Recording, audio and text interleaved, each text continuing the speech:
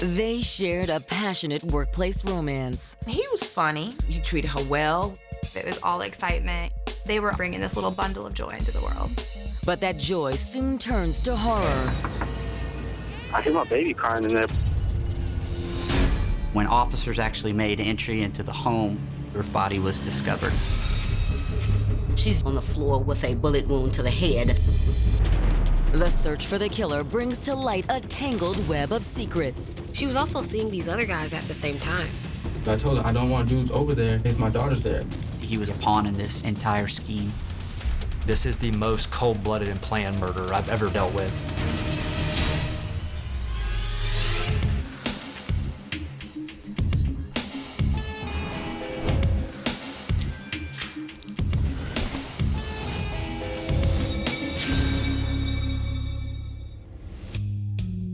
January 14th, 2013. It's a little after 1 a.m. in Powder Springs, Georgia, a growing community northwest of Atlanta. Powder Springs is one of those really up-and-coming areas. It has grown over the years. In a few hours, sleepy commuters will be climbing in their cars to face the Monday morning traffic.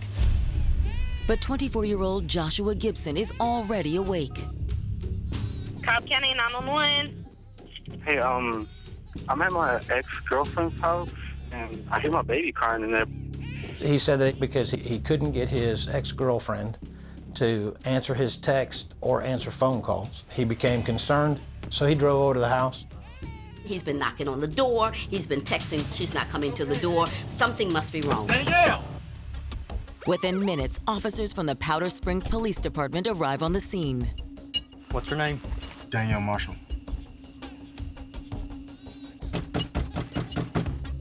Danielle, police department, open the door.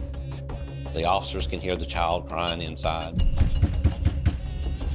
And they wanted to make entry into the home, make sure everything was okay. Hey, sir, we're gonna need you right here, okay? The officers went ahead and went around to the back of the house. They discovered the back door was actually unlocked and partially open. So they pushed on the door, went into the residence. You kind of expect not to find anything. Perhaps she's in the shower, perhaps she's asleep, perhaps passed out, but you don't expect to find something big. The first thing police find inside is a baby alone on the living room floor. I'll get the kid. Okay. They saw baby Ava, and one of the officers actually picked Ava up off the floor, and she was okay. But that isn't all. The officer happened to look toward the kitchen and sees the mother of the child lying on the floor.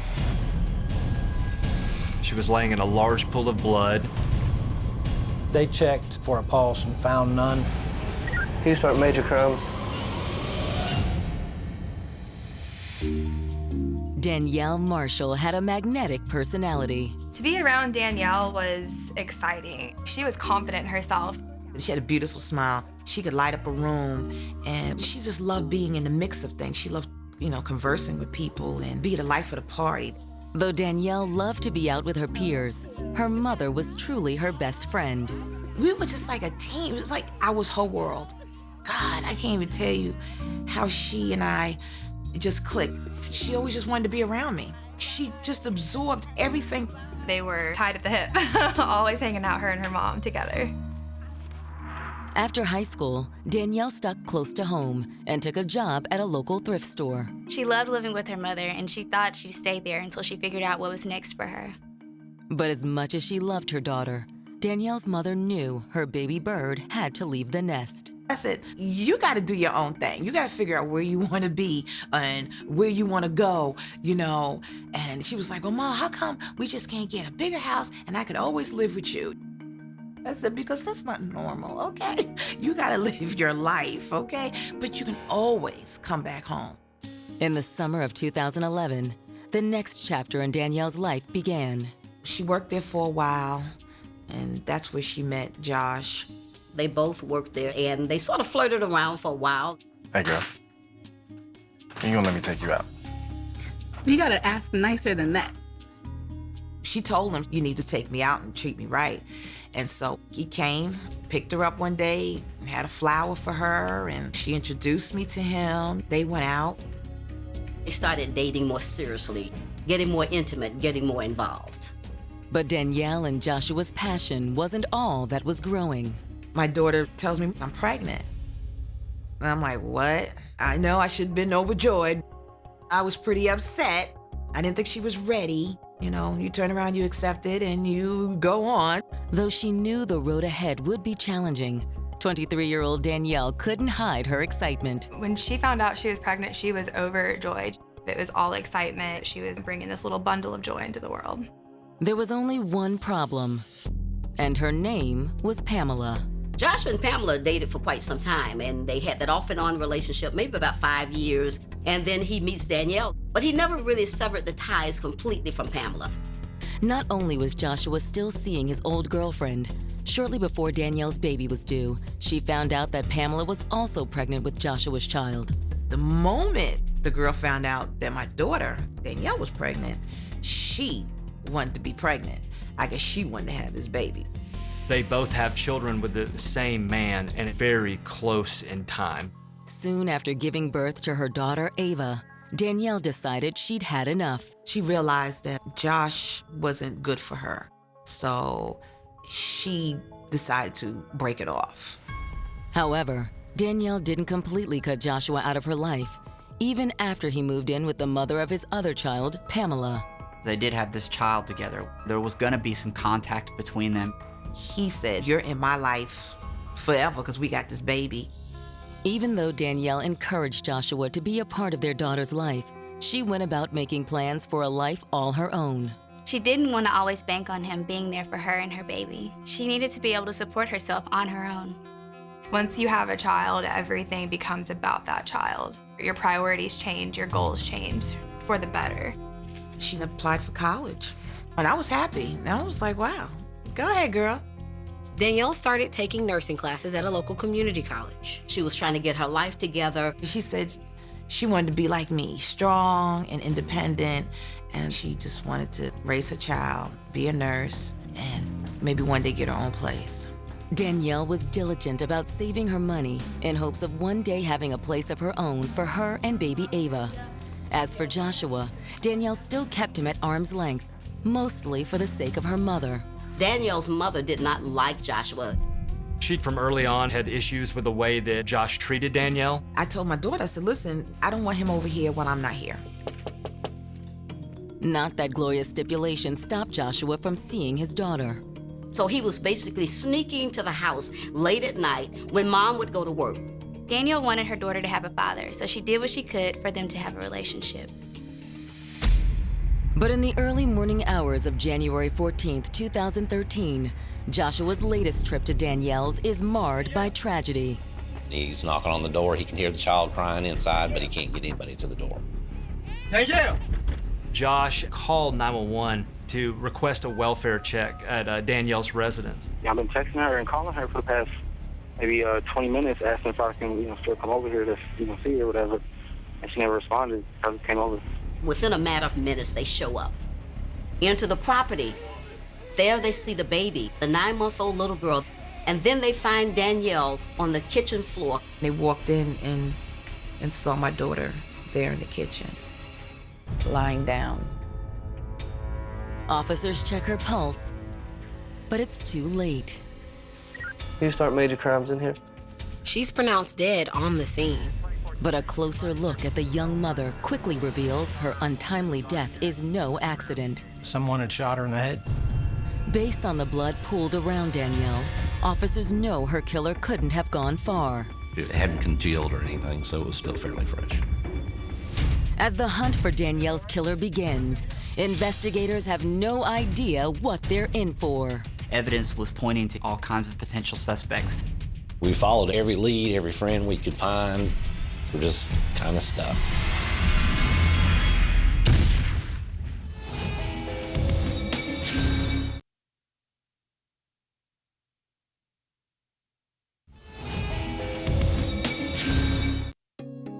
In January of 2013, 23-year-old single mom Danielle Marshall was well on her way to providing the life she dreamed of for her and her 9-month-old daughter, Ava.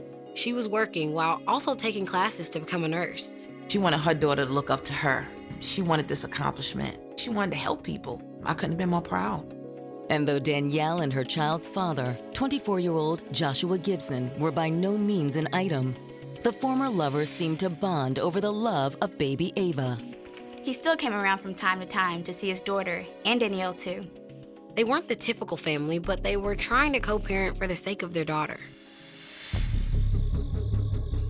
But young Ava's life is changed forever on January 14th, 2013. It's okay, Ava. Josh was able to hear his infant daughter crying inside the house, but he just couldn't get Danielle to come to the door.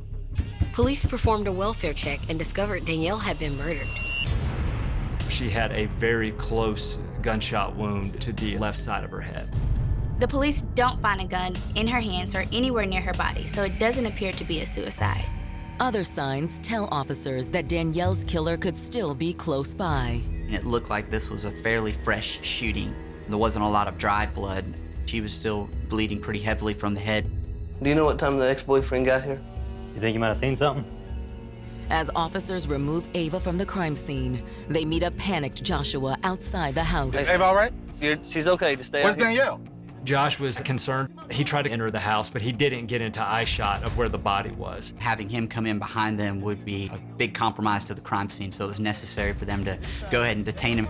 I'm just trying to see my daughter. Where's my daughter? She'll be out here in just a second. It's all right, we have her. He is actually placed in handcuffs and put in the back seat of the patrol car. Joshua Gibson was the 911 caller. So you want to do a detailed interview with him and find out his relationship with the victim? Officers escort Joshua back to the station for a formal interview. At this point, everyone is considered a suspect, and they can't take any chances. With Josh en route to the station, Ava is taken to a neighbor's house until police can get in touch with Danielle's family. Next, homicide detectives arrive at the scene and begin their investigation. One of the things we noticed when we found her in the kitchen is that she was just wearing panties and a t-shirt. It looked like she had basically just been woken up. But what got this young mother out of bed in the dead of night? No signs of forced entry were found at the house. Officers on the back side of the house were able to push the door just enough, and the door actually opened into the residence. There was no items that were taken from the home that we could identify. It didn't look like a home invasion. We believe this is someone that Danielle knew, someone that Danielle would let in. It's apparent to detectives that whomever Danielle let into the house had quickly turned on her. She had some bruising and scratches around her hands and fingers, like she was fighting with somebody. The gunshot would have been basically an execution-style gunshot that she received probably while she was already crumpled on the floor, having been pistol-whipped by her assailant. There was no shell casings at the scene. Suggests a revolver was used that does not eject the shell casings. But whose finger had been on the trigger? Detectives are still processing the scene when Danielle's mother, Gloria Marshall, arrives home from work in a panic. My neighbor had called me. She says, you need to come home. You just need to come home. It's okay, officer. We'll take it. It's up to detectives to deliver the awful truth. We're terribly sorry for your loss. Honestly, I was like, well, that's not my daughter. You know, it's not my daughter, because it was...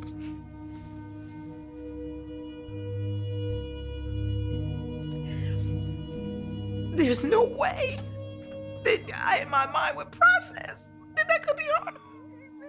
Despite her overwhelming grief, Gloria manages to answer the investigators' questions. When did you last see your daughter, ma'am? I went to work around 9:30. Gloria worked the third shift at a bank doing payment processing. The 911 call was placed the following morning at about 1:13, so it was a fairly narrow window of time that we were looking at.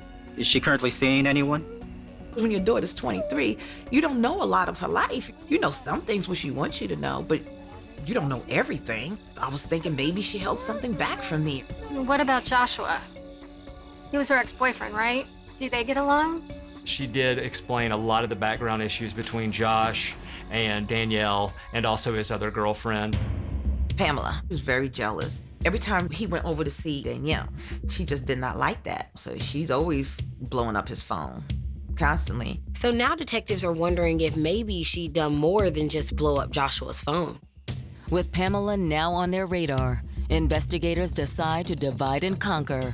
While one detective starts tracking down information on Pamela Lewis, the other goes back to question Joshua. In the meantime, officers canvass the homes around the crime scene, but the results are disappointing. None of the neighbors heard or saw anything.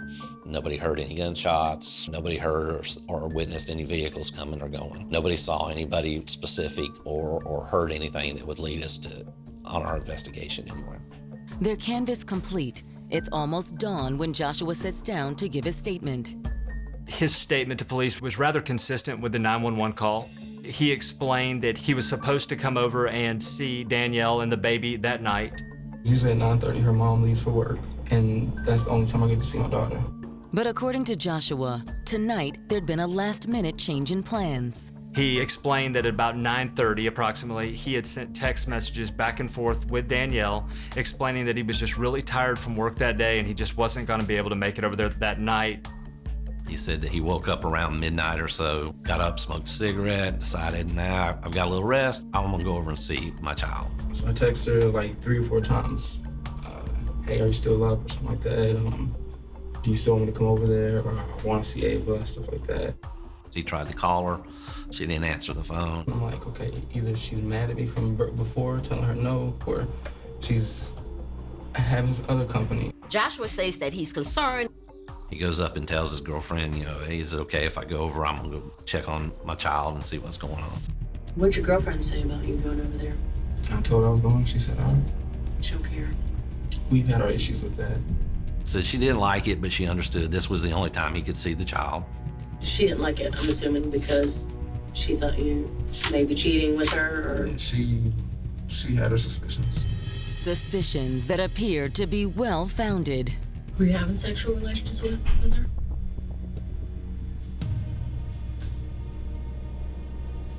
Yes. He finally admitted that, yes, I have been sleeping with Danielle also. The admission leads detectives to a chilling possibility. If Joshua's girlfriend had found out about the affair, that gives her motive for murder. There's animosity. They obviously didn't like each other. She could have decided to end this love triangle once and for all.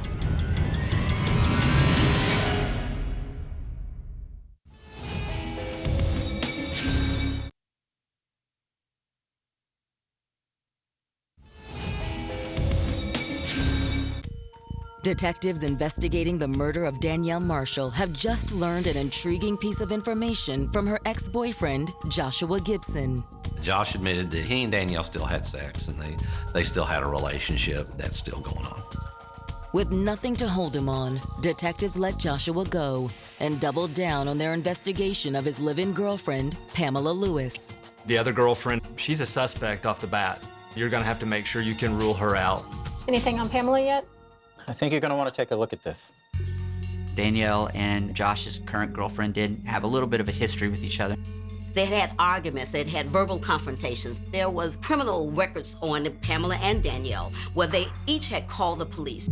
They had accused each other of doing various things to each other. Sometimes Pamela would come over and sit in the parking lot and watch to see what Josh is doing. Pamela had filed a police report accusing Danielle of keying her car. There was an incident where Danielle went out to go get the carts. And she came and hit her with the car. What the hell is your problem? What you gonna do? Evidently, it wasn't nothing too hard, so the police didn't really do anything about it because it was each one's word against each other, so there was nothing done. But given this new information, detectives wonder if Pamela had taken her feud with Danielle to the next level. The fact that they've never gotten along and just the jealousy of her boyfriend has a child with another woman. Those were the motives we were looking at. When police bring Pamela in for an interview on January 15th, she denies that she intentionally hit Danielle with her car. She tried to prevent me from leaving, let me turn around and went the other way. Pamela also downplays any possible motive she has for potentially killing Danielle. About the rivalry, she was saying that, yep, it did happen, but that was not enough reason for me to want to have her dead. But he told me he didn't want to be with me, but he wanted to put me in that situation. I was well, I'm mature enough, I'm an adult. I can deal with the situation. I understand that you'll have to talk to her and see her and stuff like that. She said the relationship had reached a point that, they're aware of each other, they know this issue exists, but it was kind of something they were just dealing with it. Or is it possible, upon finding out that Joshua and Danielle were still hooking up, that Pamela dealt with Danielle once and for all? During the interview, she told us that she had worked on the night of the homicide. She got off like 9 o'clock, I believe it was. I ain't clocked out till like 9:30. The timing immediately sends up a red flag for detectives. Pamela left work at approximately the same time Danielle's mom left her and the baby alone at the house. And then what? And then I called my brother to see if I can get his debit card. To get his debit card? Yeah. I needed to borrow some cash. Within the hour, she was back in the store with the card, trying to make the purchase, trying to get money out of the ATM. And then she got home around 10:30, went to bed. She was in bed with Josh. But according to Pamela, shortly before 1 a.m., Joshua woke her up and told her he was going to Danielle's. How come he went so late last night? He told me that he tried to call her, and she didn't answer the phone. Pamela gives the same story that Joshua gives, that she did know that Joshua was going to see Danielle.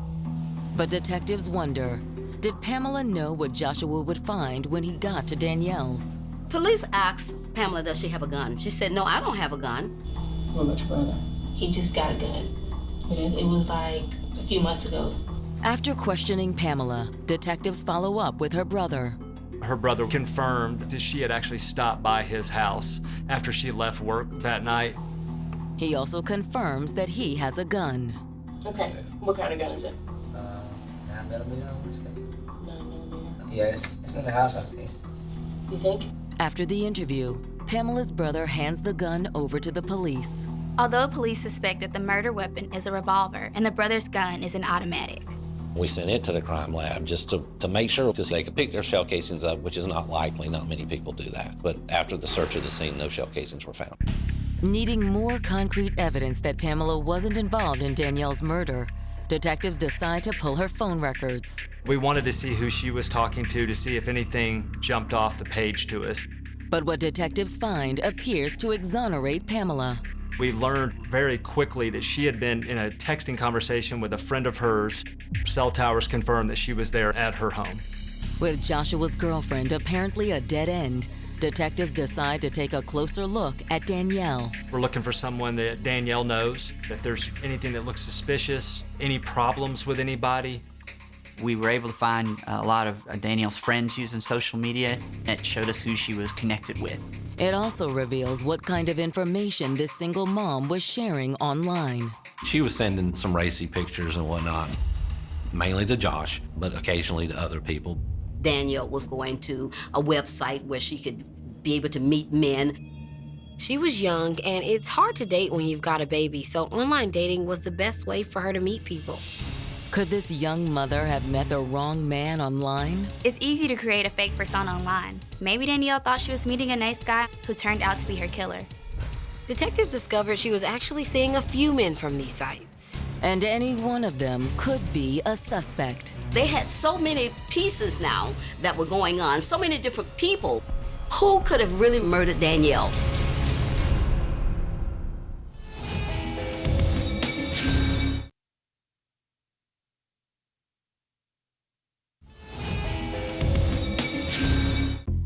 Detectives investigating the murder of 23-year-old Danielle Marshall have just uncovered the single mother's online dating history. She was young and she was playing the field, trying to find the right guy. Police began to interview those guys and find out exactly what was going on. First on the list is a man named Trevor Carson. Trevor had grown up with Danielle, known her for many, many years. They had recently reconnected online, but there's nothing serious between them. At least that's what Trevor tells detectives. We were talking as we was about to start dating. As they're interviewing him, Trevor denies ever having an intimate relationship with Danielle. But based on Danielle's own digital footprint, detectives know that's not entirely true. I have all of your texts and her texts back and forth, okay? So don't lie. Trevor's texts aren't all detectives have either. You sent a picture of your I never sent a picture of a I mean, we have pictures of penises. Do you want to do a photo lineup? He finally confessed and admitted, yes, we were intimate. He said, you know, I also wanted to have a relationship with her, but Danielle was not ready. He said Danielle did not want to move forward. Because she was dealing with her baby daddy, which I understood that. I was like, okay. Trevor says he's okay with Danielle not wanting anything long-term, but detectives are unsure. They weren't for sure what to really believe about Trevor, whether he was angry about not being in a committed relationship with Danielle. But when pressed by detectives, Trevor denies going over to Danielle's on Sunday night. Instead, he claims he last saw her on Tuesday. When did you see her Tuesday? It was like at 12 in the morning. Furthermore, Trevor claims he was working at the time of the murder, a fact easily confirmed by detectives. All in all, we didn't find that he had any involvement whatsoever with Danielle's death. However, Trevor does tell detectives that someone he knows had been over to Danielle's on the night of the murder. Saturday to Sunday, they were drinking beer, talking about life. According to Trevor, the man's name is Larry Phillips. Larry's had several run-ins with us here in Powder Springs. Nothing major, but he was known to us. On January 24th, 2013, 10 days after Danielle's murder, detectives visit Larry at work to question him. Why do you think we came to talk to you today? Because Danielle ended up getting killed, and I guess y'all don't have a suspect yet. Well, everybody's a suspect right now. But when detectives tell Larry what Trevor told them, he says it's a mistake. Larry said, hold up. Yep, I had been drinking beers with her, but it was another time. When was the last time you saw her? I'd say a month ago. And according to Larry, he hadn't been anywhere near Danielle's on the night of the murder. Larry was working. He had work alibis that we were able to verify where he was. We didn't find anything that led us to believe that he was involved in any wrongdoing concerning Danielle. Ballistics results also rule out Pamela once and for all. Pamela's brother's gun did not match the bullet that was found in Danielle. With all other leads dried up, detectives bring Joshua Gibson in for another interview. They're hoping Josh can identify anyone else who might be in Danielle's life. He wants to help. He wants to figure out what happened to Danielle. Who else did you hear that she was messing around with? What he tells detectives confirms what they already know from Danielle's social media accounts. According to Joshua, she'd see several men. Joshua would go over late at night. He would watch the child while Danielle did whatever she wanted. I told her, I don't want dudes over there if my daughter's there. Let me have my daughter. I told her multiple times, if you're gonna have guys over there, either I'm gonna be there while y'all are there because I don't trust anybody around my daughter. He said he would go over and take the child and go into another room while she partied. She'd get drunk, smoke, whatever, do whatever in the living room or in the front porch. And when the dudes leave, then I would leave. Joshua said, I didn't approve of Danielle's lifestyle. I was concerned about what she was doing. Although, according to Joshua, it wasn't his place to tell Danielle how to live her life. With the clock ticking and so many different potential suspects, the investigation is in danger of stalling out. But what Joshua says next kicks it into overdrive. Joshua brought up one individual in particular that he claimed he thought was responsible. You know who killed Danielle? I feel like I know. Who?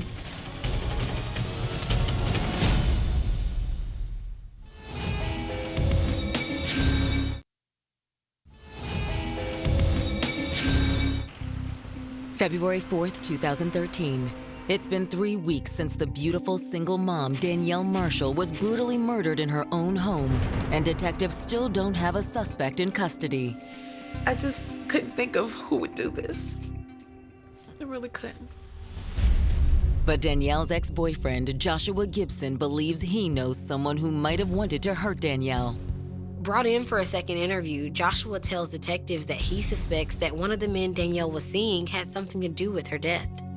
The last time he messed with her was that Friday, the next day. Mm-hmm. And then Sunday, the incident happened. According to Joshua, the man's name is Damian Moore. Joshua knew Damien had a bit of a criminal past, and since he had been one of the last men he'd seen her with, he just couldn't shake the feeling that he was responsible. It was a little bit of a feat tracking him down. As you would imagine, most people don't want to talk to the police. When detectives speak with Damien, he confirms at least some of what Joshua told them. Tell me about the last time that you saw Danielle. Well, the last time I saw Danielle, it was, I guess, the Friday before she got killed. Damien also confirms that Joshua would often come over and watch the baby while Damien and Danielle would hang out. He just came and just sat over there. Danielle said that he said he don't like other dudes being on his daughter. Detectives pressed Damien about the night of the murder, but he claims to have an alibi. Damien's alibi was he was at a hotel in Marietta with several people. I got a homegirl who gets hotel rooms for the free. So I went over there on Franklin Road to the hotel and kicked with her all day, all night. Which hotel? We talked with the hotel management and the people there, and we were able to verify that's where he was at. At that point of the investigation, leads had kind of dried up and there was nowhere else to go. So the case ultimately went cold. Watching the leads kind of dry up and slow down is just gut-wrenching for a detective. But if it was frustrating for detectives, it's heartbreaking for Danielle's mother. I would call sometimes and I would go like, did you forget about my daughter? Are you still in the case? Yes, we are in the case. We have not forgotten about your daughter. But I'm calling and still nothing. I started feeling as though this was not going to be solved. A year passes with no new leads, but local authorities aren't giving up. In 2014, we actually started the cold case unit with the Cobb County DA's office, and the murder of Danielle Marshall was the case we really used as like a kickoff to our unit. This was one of the cases that stuck out in our mind that's potentially solvable if we could have a fresh set of eyes. They began to look at things all over again. What did we miss? What could it have been that we didn't find? Eventually, Danielle's file lands on the desk of cold case investigator John Dawes, and something catches his attention. The officers who responded to the scene made contact with Joshua Gibson, and they could hear this infant crying from inside the house. There was no answer. Danielle! So they went to the back door, and that's when things become odd. Police discovered that the back door was essentially open. Here's all this. And he was claiming that he heard his child crying inside, but didn't really appear to have made a serious attempt to gain entry prior to the police arriving. But Detective Dawes believes there is a more sinister reason as to why Joshua said he couldn't enter her home. To Mr. Dawes, it was obvious why Joshua hadn't gone inside the house. He wanted police to find Danielle. When I sat down at my desk and thought about it for a minute, it only makes sense. She has his kid. He knows that she's seeing other men. He doesn't want them around the house. He doesn't want them with her. There's nobody else to look at. In the months following the murder, Joshua had also filed for full custody of his daughter, a move Danielle's mother, Gloria, challenged. After this crime, there was a pretty heated court battle that went on between Josh and Gloria. I had to give her to him on certain days, which was very difficult every time I had to give her over. But while investigators believe Joshua may in fact be the killer, there's a significant hurdle standing between them and an arrest. The hurdle that they couldn't get over was the time frame. They couldn't put him in the house before the murder. Joshua's girlfriend Pamela says he was home between 10 p.m. when she got in from work and when he left to go check on Danielle around 1 a.m. When investigators pulled Joshua's phone records, there's nothing to indicate that he left earlier either. Joshua texted Danielle several times around 9:30 saying that he was staying home because he was too tired to go out. However, investigators do notice something strange. There was a late outgoing phone call that was after 11 p.m. And based off of the statements that we had gotten from Josh, this was during the time period that he had said that he was asleep. The number Joshua called belongs to a man named Sean Russell. Sean was not mentioned to detectives by Josh during his initial interviews. When investigators subpoena Sean Russell's cell phone data, this cold case heats up. They found out that Sean's phone was pinging off the cell phone tower that was right near Danielle's home. And it was in that window of when she probably was killed. We could see that this cell phone traveled from essentially Josh Gibson's home, where he claimed he was that night, down to our crime scene, and then back to Josh Gibson's home again.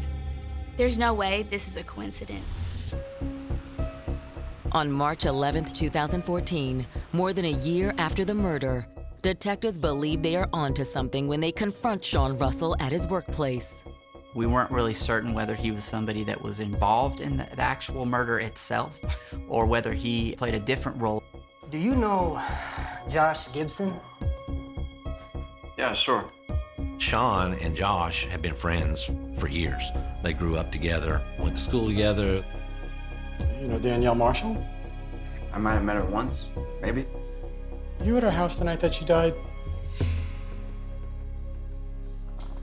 Nah, like I said, I barely knew her. Initially, there was a lot of denial going on.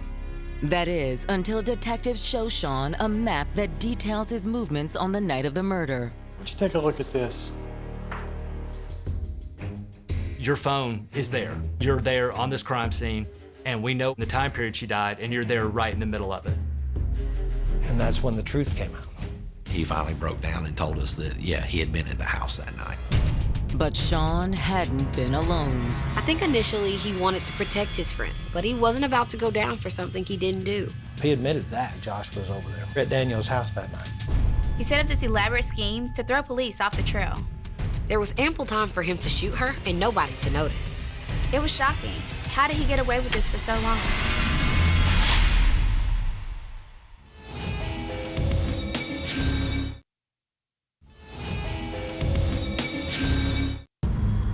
Over a year after police found 23-year-old Danielle Marshall dead in her Powder Springs, Georgia home, detectives investigating her murder are on the cusp of a major breakthrough. Sean Russell, a friend of Danielle's ex-boyfriend Joshua Gibson, has just revealed they had been to Danielle's house the night of the murder. This information tells detectives that their prime suspect, Joshua Gibson, has been lying the entire time about his whereabouts on the night of the murder. But that's not all. He told me she wanted to hook up. With you? Well, He explained that it had come up about the possibility of having a threesome with Danielle. And a decision had been made that, hey, we're gonna do this on Sunday night when Danielle's mom goes back to work. But Sean tells detectives that when they arrived at Danielle's that night, the plan fizzled. What's going on here? He said it was very obvious right off the bat that she did not know they were coming. She seemed to be kind of shocked. Can you take it for a second? Hey, Sean. Joshua goes back in the bedroom with Danielle to talk to her. What are you talking about? Me and you and him. And Sean? Yes. He thinks Josh is actually trying to talk Danielle into having this threesome that he thought he was showing up for. According to Sean, he was in the other room while Danielle and Joshua were arguing about the fact that she did not want to have this menage a trois. I ended up sitting on the couch with the kid, like I was babysitting or something. He says that after a few minutes, Josh comes back and says she's not down for it tonight. It's not going down. Come on. Let's go. And then they left. They walked out. They got in the car. Although according to Sean, that wasn't the end of it. What happens then? Well, we didn't leave immediately. He said Josh got out of the car and went back in the house 2-3 minutes and came back out. Sean did not see Josh with a gun. He says he never heard a gunshot or anything like that. He said that Josh just came back to the car. What was he like when he came back out again? It was normal. According to Sean, Joshua seemed fine. He was calm. He didn't seem upset. He didn't seem rushed. Basically, their only conversation was about wish that we would have been able to do that threesome, nothing about a murder or anything like that. It's a shocking revelation, but is Sean telling the truth? I believe that Sean was just a pawn. Joshua was using him. He was using him as his transportation over there. Detectives also believe that when Sean picked Joshua up that night to drive over to Danielle's, Joshua had purposefully left his cell phone behind. He wanted to make sure that his cell phone was not active so that it would appear that his alibi made sense to us. Leaving his cell phone at the house means that he's alibi. His phone didn't go, therefore he didn't go. That's what the bad guy thinks. But despite Joshua's efforts to evade the police, investigators finally feel they have enough evidence to make an arrest. He was arrested by the Cobb County Sheriff's Office in conjunction with the U.S. Marshals. They did bring him here for us per our request so we could try to talk to him, but he didn't want to talk to us. You don't want to talk? No? Okay. All right, brother. We're gonna transport you up to the jail, all right? All right, Dave, stand up, man. What's wrong with that? was a relief for those of us involved in the investigation to know that we were going to finally be able to call Danielle's mom, Gloria, and tell her that an arrest was being made. They say, we got him. And I'm like, you got him? We got him. We got him this morning. That was a very powerful day. But will prosecutors be able to secure a conviction? We have no murder weapon. The physical evidence we have is minimal at best. We didn't have what every jury wants to see. Boom, a 1 in 26 million hit on DNA. Instead, when Joshua stands trial in January of 2018, the entire case hinges on the testimony of Joshua's friend, Sean Russell. He's the one that was with Joshua that night. He's the one that said he took Joshua over to Danielle's house. Though Sean claims he didn't actually witness the murder, his testimony does place Joshua alone in the house with Danielle for several minutes. And in those few minutes, maybe 2 or 3 minutes, according to Sean, that Joshua was gone and in the house, something happened.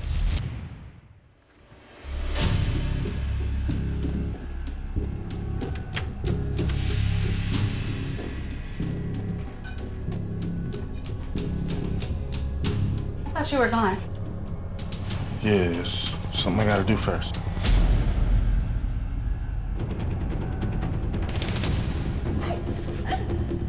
There was a struggle at that point. Then he's probably struggled with the gun.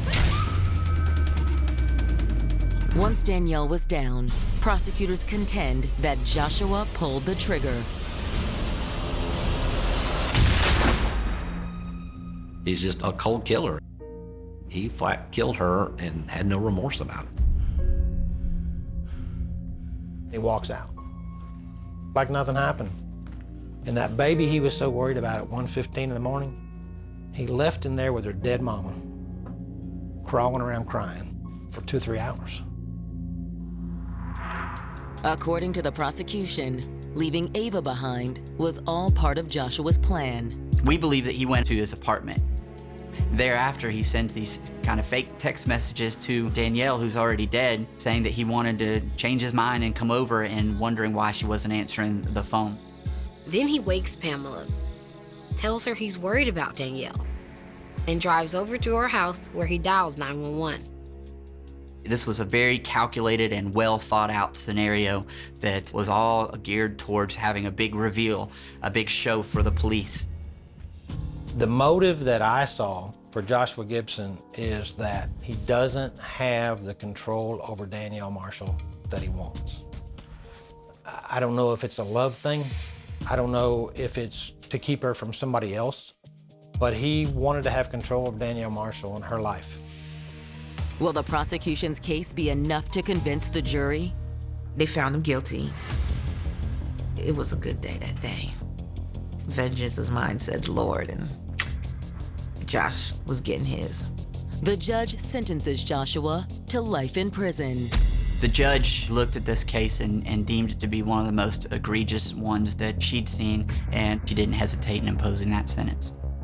After the sentence is passed down and the judge hands him the paper to sign stating that he understands what the sentence is, he draws a picture of a male genitalia on the line for his signature. A penis ejaculating is what was officially filed with a court. And he's just transported down to the jail. Although, as it turns out, Joshua never serves a day in prison. Before Josh was about to be transported to the state prison system, he committed suicide. Deputies were coming to escort him to prison. He came out and, as I understand it, essentially saluted the guard tower and then dove headfirst off of a second-floor balcony. I don't think Josh could deal with the truth that he was going to spend the rest of his life in prison. He made a decision that it was time to end his life so he could keep away from having to do that. So the coward committed a crime, but was too afraid to do the time. Though Joshua's death provides some closure to the case, nothing can ever fill the void left behind by Danielle's untimely death. We're just gonna miss her smile, her laughter, you know, and I think about her every day. Although in many ways, Danielle does live on through her little girl. I'm her grandma, and I love that baby like I birthed her. There's nothing I wouldn't do for that baby. She's very sweet. She's like a mother. She has a smile just like a mother.